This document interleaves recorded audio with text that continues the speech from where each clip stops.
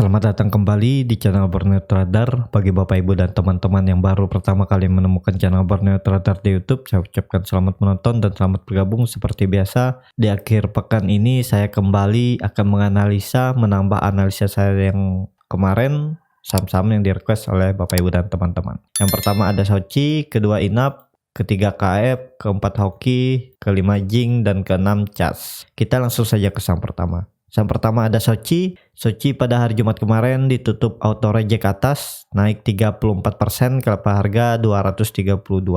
Terlihat asing net sell malah di hari Jumat ya, di kenaikan Soci yang sangat tinggi ini. Broker sumarinya biasa aja.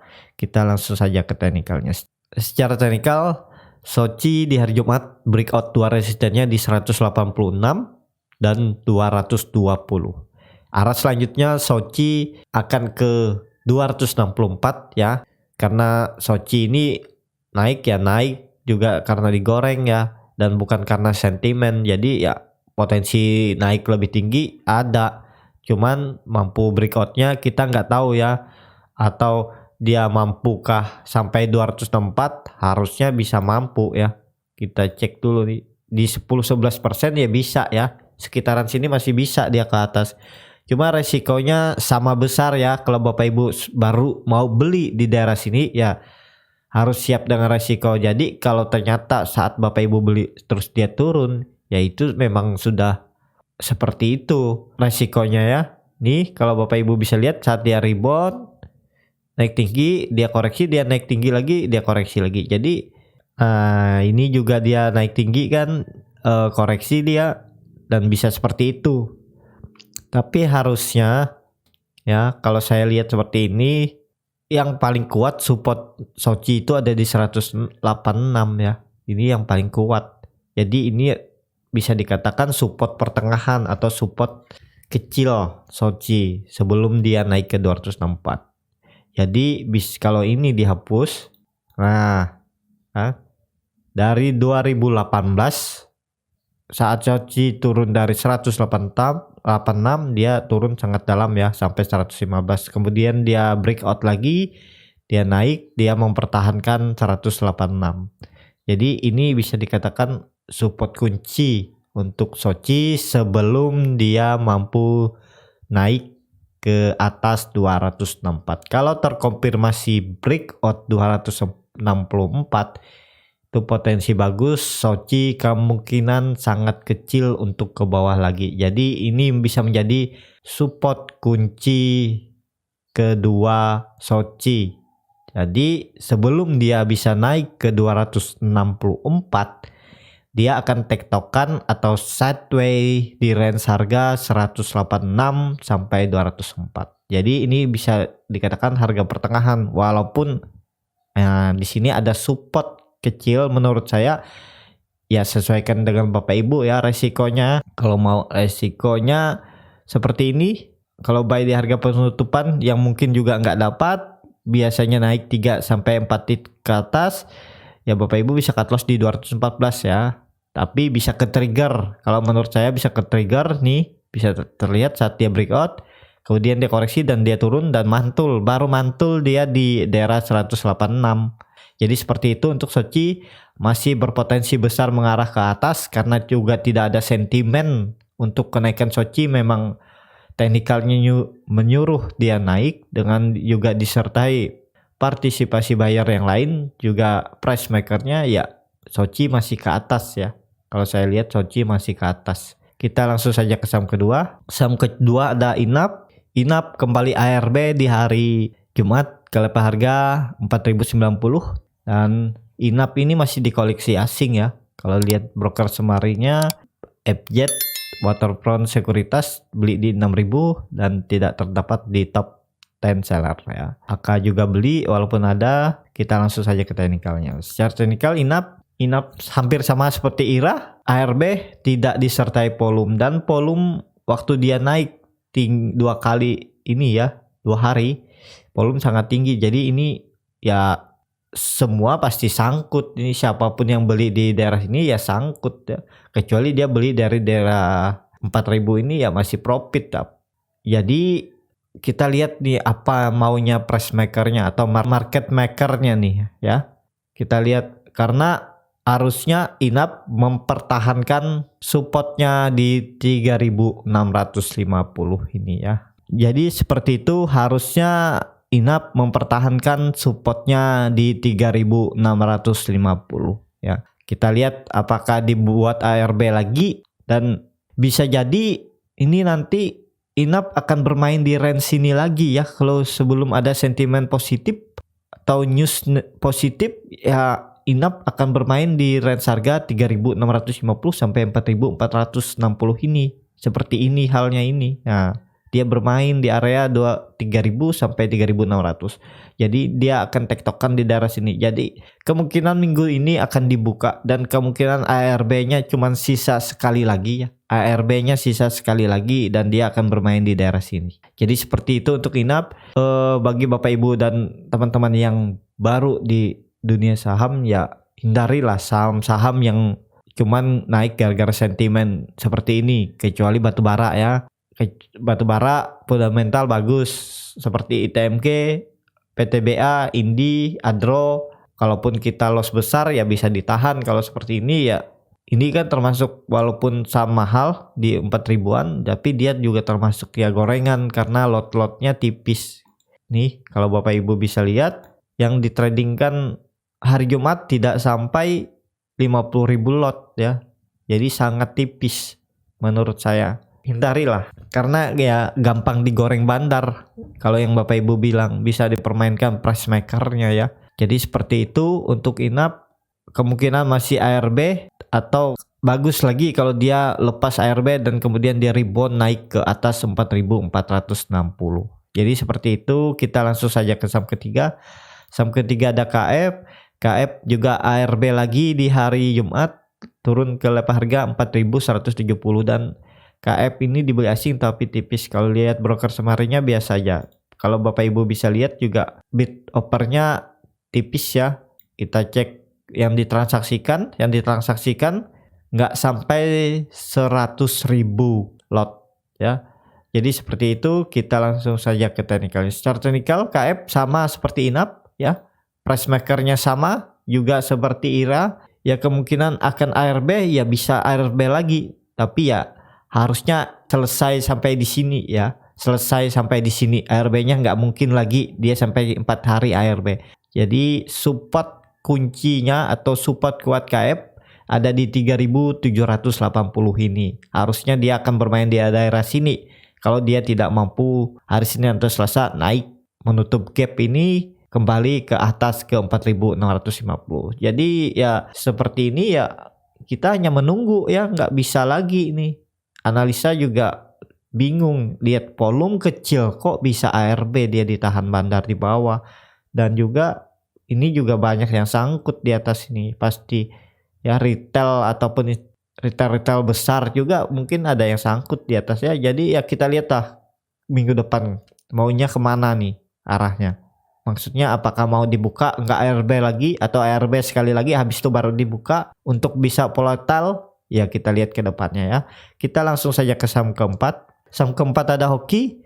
Hoki pada hari ini ditutup naik 0,92% ke level harga 1070.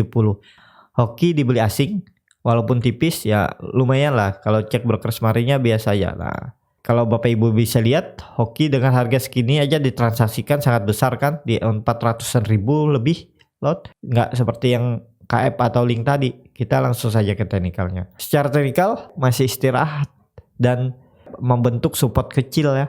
Nih, ini menjadi support kecilnya karena saat itu dia mempertahankan 1070 ya. Ini bisa dikatakan support kecil. Apakah bisa spekulasi buy kalau Bapak Ibu mau cut loss dalam? Ya bisa, cut lossnya di 990 atau 980 itu sangat dalam ya menurut saya. Mungkin ada di 10% ya. Oh enggak, kalau Bapak Ibu mau di 910 itu sekitar 7,48%. Target profit tetap di 1130. Taman resikonya agak lama. Kalau dia ternyata koreksi dalam, mendingan Bapak Ibu belinya di bawah di 1020 atau 1030 kan. Kalau dia naik tinggi, Bapak Ibu lebih lebar cuannya, lebih 8% ya. Jadi seperti itu untuk Hoki juga sudah all time high dan breakout harusnya 1000 ini menjadi support kuatnya, dan arah selanjutnya ya nanti saya akan update kalau dia mampu breakout dari 1130 ini. Jadi seperti itu untuk hoki masih istirahat. Kalau Bapak Ibu bisa lihat volume kecil, dia koreksi juga tidak lebih dari 1070 yang sudah 4 kali dipertahankan, dan hari Jumat dia sempat breakdown tapi kemudian tutup di atas. Bisa ada lanjutan untuk hoki kalau Bapak Ibu yang punya dari daerah bawah, dari 1000 bahkan dari 980 ya hold aja ya untuk hoki. Kalau dia sampai breakdown dari 1080 ya take profit dulu. Kalau dia breakdown dari 1070 take profit aja dulu, baru beli lagi di daerah bawah kalau mau ya. Jadi seperti itu. Kita langsung saja ke saham kelima. Saham kelima ada Jing. Jing pada hari Jumat ditutup naik 3,7% ke harga 196, dan Jing pada hari Jumat dibeli asing. Kita lihat broker semarinya biasa aja ya. Kita langsung saja ke teknikalnya. Secara teknikal Jing menurut saya aman karena dia berhubungan dengan batu bara. Kalau batu bara naik dia akan naik juga ya. Dan Jing ini yang menurut saya baru mau uptrend, mau terkonfirmasi bullish, walaupun dia sudah bullish dari waktu dia breakout EMA 150 nya, tapi kalau secara EMA 200 dia baru terkonfirmasi bullish ya.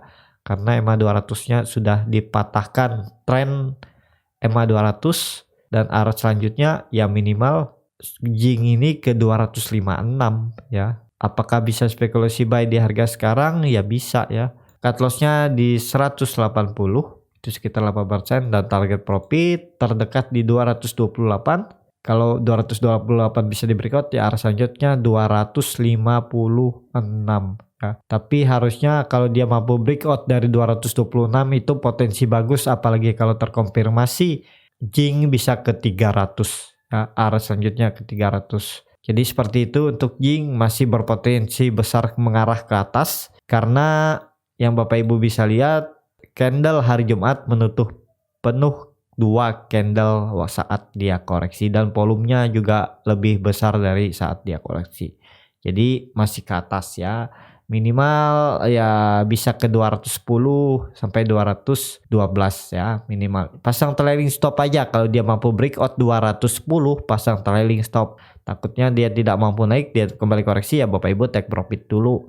Jadi seperti itu. Untuk Jing kita langsung saja ke saham terakhir. Saham terakhir ada CASS. CASS pada hari Jumat ditutup turun lagi 4,92% setelah hari Kamis juga dia turun. Saham CASS dibeli asing. Kita cek broker semarinya. Broker semarinya CS beli di 7.000 walaupun DX jualan atau distribusi di 10.000 ya. Jadi bisa dikatakan masih distribusi saham CASS ini ya, karena yang nampung kecil-kecil.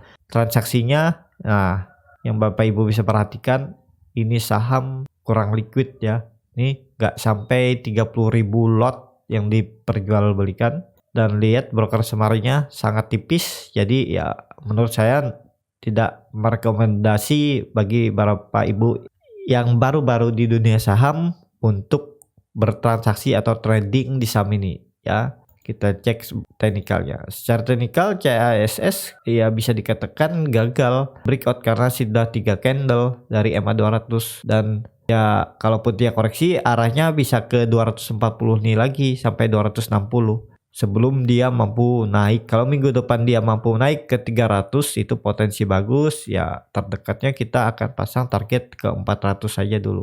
Nah, dan Bapak Ibu bisa lihat gambaran chartnya juga kurang menarik ya. Kadang ada volume, kadang enggak, dan di bawah. Tapi kalau dilihat dari indikator ini ya harusnya dia keluar dulu dari range sideway-nya ya. Minimal ke 400. Tapi kalau Bapak Ibu punya dana besar masuk sini ya jangan. Bisa beli tapi nanti susah untuk jual ya. Dana di atas 100 pun susah jual nih. Ya, karena lot-lotnya kecil. Kalau Bapak Ibu mau jual di 200 nih juga yang mau jual juga ngantri nih, dan tipis-tipis ya. Jadi peminatnya juga kecil ya. Yang minat beli di sini kalau Bapak Ibu mau ya nggak sampai berapa tuh ya.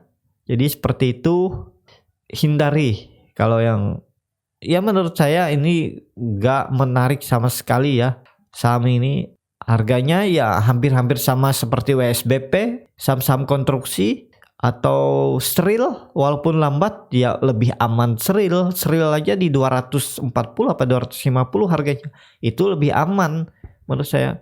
Kalau Bapak Ibu trading di sini walaupun dia naik tinggi, Bapak Ibu nggak bisa jual di harga atas karena lotnya tipis. Jadi seperti itu ya untuk CASS. Ya seperti itu aja untuk video kali ini. Terima kasih untuk Bapak Ibu dan teman-teman yang sudah menonton video ini sampai habis. Apabila channel Borneo Trader ini bermanfaat dan bisa menjadi bahan pertimbangan Bapak Ibu dalam membeli, menyimpan, dan menjual sahamnya, bisa klik tombol berlangganan dan nyalakan lonceng notifikasi. Ada kritik, saran, ataupun pertanyaan bisa langsung tinggalkan di kolom komentar. Dan bagi Bapak Ibu yang mau dukung channel Borneo Trader di saweria.co/Borneo Trader, bisa klik linknya di deskripsi.